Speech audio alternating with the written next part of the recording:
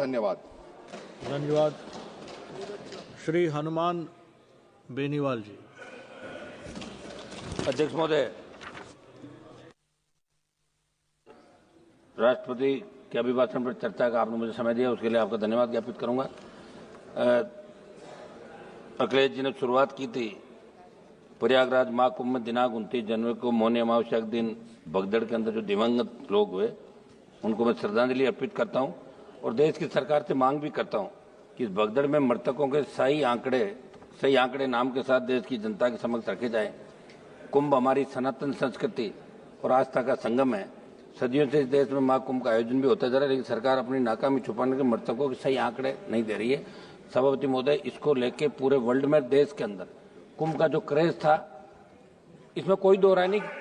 एक मिनट, करोड़ों लोग इसके अंदर स्नान भी कर गए, लेकिन आज भी कई लोग अपने परिजनों को ढूंढ रहे हैं। तो सरकार को इसमें नाकामी किसकी रही? स्टेट गवर्नमेंट की रही, किन की रही? जिम्मेदारी किन की थी? कौन आयोजन वह करवा रहे थे? कौन अधिकारी थे? इनके खिलाफ भी इस मामले में कार्रवाई, सरकार को बड़ी कार्रवाई करनी चाहिए, ये मैं मांग करता हूं। सभापति महोदय, किसान और एमएसपी, किसान कर्ज माफी का कल भी मेरा सवाल था। सभापति महोदय, जो कृषि बजट आप लाए उससे शायद 2 गुना 3 गुना किसानों पर कर्जा होगा देश के अंदर। 33,52,446 करोड़ का कर्जा देश के किसानों के ऊपर है। मैं मांग करता हूं कि आप इस कर्ज को माफ करें। आप हर चीज जब कह रहे हैं, और इसमें कोई दो राय नहीं कि जवान और किसान ने आपको लगातार 2 बार सत्ता के शिखर पर बिठाया, और पूर्ववर्ती सरकार ने भी कोई बहुत बड़ा किसानों के लिए नहीं किया, लेकिन आज आप करो, आप ही क्यों करोगे? उन्होंने नहीं किया, 60 साल नहीं हुआ, 70 साल नहीं हुआ, आज तो आप लोग हो। तो किसान कर्ज माफी की मैं मांग दोहरा रहा हूं कि पूरे देश के अंदर राजस्थान सहित आप किसान का कर्जा माफ करें। एमएसपी खरीद पे जो गारंटी कानून की आपने बात करी थी, तीनों कृषि बिल 700 किसानों की शहादत के बाद आपने लिए, तो मैं मांग करता हूं कि तमाम ये राइडर जो 25 क्विंटल का आप रखते हैं, 25 क्विंटल हम खरीदेंगे, बाद में नहीं हटाएंगे। इस राइडर को हटाते, बाद में नहीं, कि राइडर को हटाते हुए तमाम खरीद आप करें, ये मैं आपसे मांग करता हूं। किसानों की आर्थिक स्थिति सुधरेगी, बूस्टर डोज मिलेगा। एक बार संपूर्ण कर्जा माफ करें, जिस तरह चौधरी देवीलाल ने 90 के अंदर 10,000 का मूल कर्जा जो ब्याज से शायद 1,80,000 2 लाख, तब आप लोग भी इसी चाहते हैं तो माफ किया था, ये मैं मांग करता हूं। सभापति महोदय, अग्निवीर जो लेके आए, निश्चित रूप से देश के अंदर हमारे जवानों के अंदर जज्बा था। बहुत रैलियां, मेरा घर स्टेडियम के सामने नागौर के अंदर बच्चे दौड़ने के लिए आते थे, शेखावाटी के अंदर, हरियाणा, यूपी, पंजाब। लेकिन अग्निवीर आने के बाद जो सेना के अंदर क्रेज था जाने का, वो खत्म हो गया। मंत्री जी, आप मेरी तरफ देख रहे हैं, इसके अंदर आप करें कि हमारे बच्चे सेना के अंदर जाएं।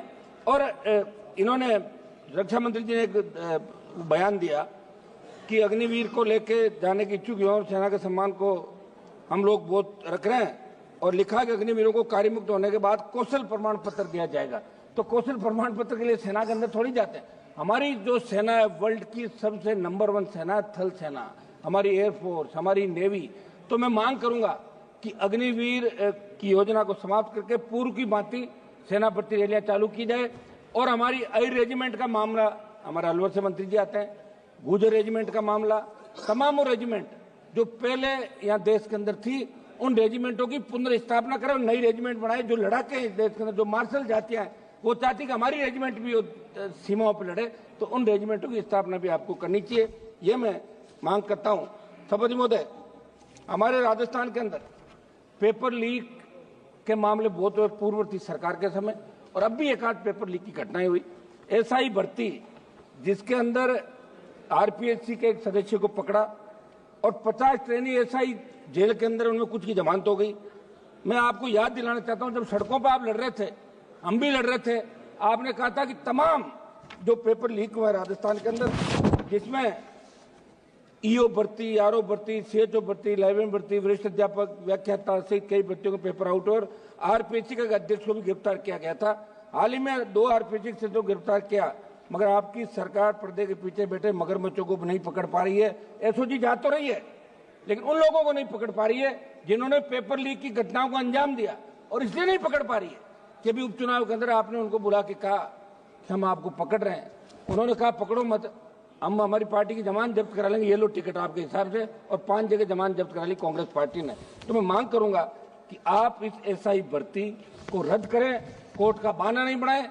आपके नेताओं की डिमांड थी, स्वयं मुख्यमंत्री सड़कों पर कह रहे थे कि हमारी सरकार में तो हम ऐसा ही भर्ती रद्द करेंगे, तमाम उन भर्तियों को जिनके लोगों को पकड़ा रद्द करके एक नया संदेश राजस्थान और देश के अंदर दें।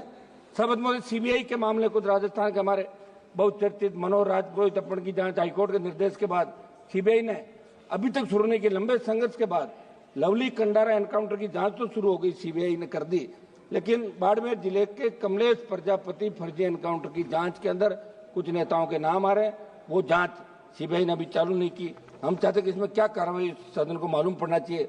जोधपुर में अनिता जाट हत्याकांड के मामले में स्टेट पुलिस द्वारा चार्जशीट दाखिल करने के 5 दिन बाद सीबीआई ने एफआईआर दर्ज की है। मैं बात इसलिए कह रहा हूं कि सीबीआई पर लोगों का भरोसा है, इसलिए सीबीआई राजस्थान से जुड़े तमाम मामले जो दिल्ली में पेंडिंग है, हमारे 4 मंत्री राजस्थान चाहते हैं, स्वयं लोकसभा अध्यक्ष भी राजस्थान चाहते हैं, मैं उनको भी कहना चाहूंगा कि सीबीआई के मामले के अंदर त्वरित अनुसंधान होकर दोषियों के खिलाफ कार्रवाई करें तो कड़ा संदेश अपराधियों के अंदर जाएगा। सबद महोदय, आबकारी नीति आपके माध्यम से हाल ही में राजस्थान की भाजपा सरकार जो आबकारी नीति लेकर आई, मंत्री जी थोड़ा एक मिनट, राजस्थान का मामला, आबकारी नीति जो राजस्थान की सरकार लेकर आई है, वैसे तो हम शराबबंदी के खिलाफ जो आंदोलन राजस्थान का हमने हिस्सा लिया कि शराबबंदी होनी चाहिए। शराबबंदी आप बार बार कह रहे हो कोई आर्थिक स्थिति ठीक नहीं है, बड़ा रेवेन्यू मिलता है, बंद नहीं कर रहे हो, तो आप इतना तो कर सकते हैं कि जो आबकारी नीति आप ला रहे हैं उसके अनुसार अलग अलग दुकानों के स्थान पर समूह को ठेके दिए जाएंगे। वही रेड पार्टियां पुरानी बांधी, वही शराब माफिया पनपेगा राजस्थान के अंदर, मुश्किल से मुक्त हुआ है राजस्थान। इसलिए मैं मांग करता हूं इस आबकारी नीति को समाप्त करके एक्स आर्मी जो रिजर्वेशन दुकानों के अंदर रखा, हजारों लोगों को रोजगार मिलेगा, उनका रोजगार छीन के कुछ समूहों को ठेके आप नहीं दे। आबकारी नीति के अंदर बड़ा खेल हुआ है। तो समझ में आपके माध्यम से सरकार से मांग करूंगा कि भारतीय जनता पार्टी की सरकार इन नई आबकारी नीति को लागू नहीं करे और पूर्व की भांति जो दुकानें चल रही है उस हिसाब से राजस्थान के अंदर दुकान आवंटित करें और दूसरे जो हमारा एक्स आर्मी दूसरा कोटा है ताकि उनको रोजगार मिल सके। सबद महोदय, उत्तर प्रदेश के अंदर आबकारी नीति के अंदर बदलाव राजनाथ सिंह जी ने किया था, पहले भी वहां ऐसा चलता था और आपकी सरकार ने भी वहां दुकान देने का काम आपकी सरकार ने किया, इसलिए आप अपनी सरकार के उस निर्णय को बदलने का काम नहीं करें। सबद महोदय, निवेश के अंदर प्रधानमंत्री जी राजस्थान में विसर्जन राजस्थान नाम के कार्यक्रम का उद्घाटन किया। मैं आपके माध्यम से सदन को बताना चाहता हूं कि प्रदेश में उद्योगों से जुड़े निवेश लाने के लिए इस तरह का कार्यक्रम किया गया, अरबों रुपए खर्च करके इसका प्रचार किया। एक तरफ, दूसरी तरफ राजस्थान राइजिंग से प्रदेश में निवेश की तैयारियों के बीच 20% निर्यात घट गया। कारण यह कि भारत सरकार के कस्टम विभाग के बड़े अधिकारी ने राजस्थान में बार बार जांच आपत्तियों के नाम पर व्यापारियों को तंग करना शुरू कर दिया था। सबद महोदय, महंगाई के बारे में बताना चाहूंगा कि सरकार ने अभिभाषण में आत्मनिर्भर भारत और अर्थव्यवस्था के विकास की बात की, लेकिन जमीनी हकीकत कुछ हो रही है। महंगाई चरम पर, आम जनता की क्रय शक्ति लगातार घट रही है। खाद्य पदार्थों, ईंधन, रसोई गैस, दवाओं की कीमतें आसमान छू रही है। पेट्रोल डीजल के दामों में लगातार बढ़ोतरी हो रही है। 2014 से 24 के बीच अंतर्राष्ट्रीय बाजार के अंदर प्रति बैरल क्रूड ऑयल की कीमतें घटी थी, लेकिन आपने फिर भी 100 रुपए से ज्यादा पेट्रोल डीजल पे कीमत आप ले रहे हो, तो आम आदमी को आप राहत दें, वो आपका मतदाता है, ये मैं मांग करता हूं। समझ महोदय, फसल बीमा, सबसे बड़ा घोटाला फसल बीमा के अंदर हो रहा है। अब आपने एक नया कर दिया क्रॉप कटिंग, और अगर फसल आपने बो दी और उगी नहीं तो उसका ही आप उनको बीमित कर रहे हो। जो खड़ी फसल है उसको भी श्रेणी के अंदर लिया जाए और फसल बीमा कंपनियां जो है, हम दिशा की मीटिंग के अंदर बुलाते, दूसरे उसमें बुलाते, कोई आता ही नहीं, कोई सही जवाब नहीं देता। तो फसल बीमे का, प्रधानमंत्री फसल बीमा का जो आप प्रचार कर रहे हो, प्रत्येक व्यक्ति को राहत मिले, प्रीमियम लेने के बाद उसका हक भी बनता है। इस दिशा में फसल बीमा में सुधार आपकी सरकार को करने चाहिए। समझ महोदय, ये जो क्लेम कई लोग फर्जी तरीके से उठा रहे, एक रिपोर्ट के मुताबिक इन दिनों जिले के 8 मेरी गांव में 2000 खेतों का 300 करोड़ का क्लेम फर्जीवाड़े से उठा लिया। ये प्रधानमंत्री जी फसल बीमा योजना की सार्थकता का लाभ असली। एक मिनट साहब सुनो, 1 मिनट में समाप्त कर रहा हूँ सभापति जी, 1 मिनट सभापति जी, 1 मिनट, आधा मिनट, एक विषय हो रहा है मेरा, तो इस पे फसल बीमा पे नए सिरे से करें। एक विषय हमारा अलवर से मंत्री जी आ रहे हैं सर, मुख्यमंत्री जी को 1 मिनट साहब, सभापति जी आधा मिनट साहब, आधा मिनट सर, हम रात को 12 बजे तक कोरम पूरा करते हैं, ऐसे क्या कर रहे हो? आधा मिनट दे साहब। सभापति जी, अभी हमारे राजस्थान पुलिस के सहायक उप निरीक्षक स्वर्गीय सुरेंद्र कुमार चौधरी ने 11 दिसंबर 2024 को राजस्थान के मुख्यमंत्री महोदय के काफिले की सुरक्षा करते हुए एक गाड़ी तेज आ रही थी प्राणों की आहुति दे दी। और अलवर से हमारे मंत्री जी आ रहे हैं, इनसे भी मिले, उपराष्ट्रपति से मिले, मुख्यमंत्री जी उनके घर पे भी गए। शहीद का दर्जा देना, उनके परिवार को आर्थिक परिलाभ देना, और नायब तहसीलदार की नौकरी तो मांग रहा है, कौन सा आप कलेक्टर बना रहे हो? पहले भी आपने बनाई राजस्थान के अंदर। ये किसान का बेटा है, सादत दी है, और पूरे देश में संदेश। एक मिनट समाप्त तो करने, समाप्त तो करूं नहीं, समाप्त 30 सेकंड समाप्त दे दिया हम आपको। लोग तो 15-15 20 मिनट भाषण झाड़ते हैं। नहीं, हम समाप्त करा नहीं, समय से समाप्त कर रहा हूं, समाप्त तो करने दें मैडम। आप सभापति जी समाप्त करने दें, इस तरह मत करें साहब। आप समाप्त। Yes madam, please carry. सभापति महोदय,